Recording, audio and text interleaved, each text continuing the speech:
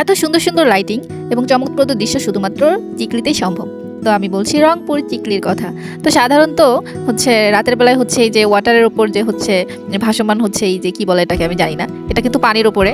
তো এটা হচ্ছে রাতের বেলায় তো আজকে আবারও চলে আসছি রংপুর চিকলি ওয়াটার পার্ক। আজকে সন্ধ্যার আগে চলে আসছি, কেননা সন্ধ্যার আগে চলে আসলে হয় কি, সন্ধ্যা যখন বয়ে যায় তখন হচ্ছে ভাসমান ব্রিজটাতে উঠতে পারি না, এই জন্য আজকে সন্ধ্যার আগে আগে চলে আসছি। এই দেখেন পোশাক আশাক সব কিছু পরে নিয়েছি।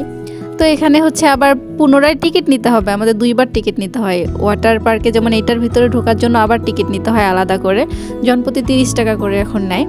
তো হচ্ছে প্রথমে যেটা মন কাড়ে সেটা হচ্ছে এই লাইটিংগুলোতে না ঢুকলেই নয়। এখানে লাইটিংগুলো এত সুন্দর করে দেওয়া, খুবই ভালো লাগে এটা। তারপরে এই যে ভাসমান ব্রিজের এখানে চলে আসলাম। তো এটা কিন্তু সম্পূর্ণটাই পানির ওপরে।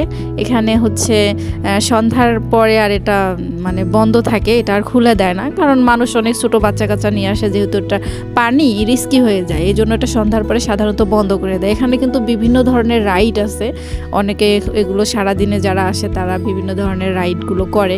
তো আমার মোটামুটি সব মিলে খুবই ভালো লাগছে। আজকে সন্ধ্যার আগে আসার মেইন উদ্দেশ্যই ছিল এটা, এখানে আসার। আমি সাধারণত দিনের বেলায় আসলেও এটাতে সাধারণত নামি না, ভালো লাগে না, রাতের বেলা একটু বেশি সুন্দর। মনটা যখন একটু নিস্তব্ধ থাকে, ঘুরতে যাই করে, তখনই মনে পড়ে চিকলির কথা। কেননা প্রকৃতি পরিবেশ সব কিছু মিলিয়ে হচ্ছে অনেক সুন্দর। যেমন এই যে গাছপালাগুলো, এত সুন্দর লাইটিং, খুবই ভালো লাগে, মনোরম দৃশ্য আর কি, মনটা ছুঁয়ে যায়। তো চিকলি ওয়াটার পার্কে ঘুরে কার কার কেমন লাগলো জানাতে ভুলবে না কিন্তু।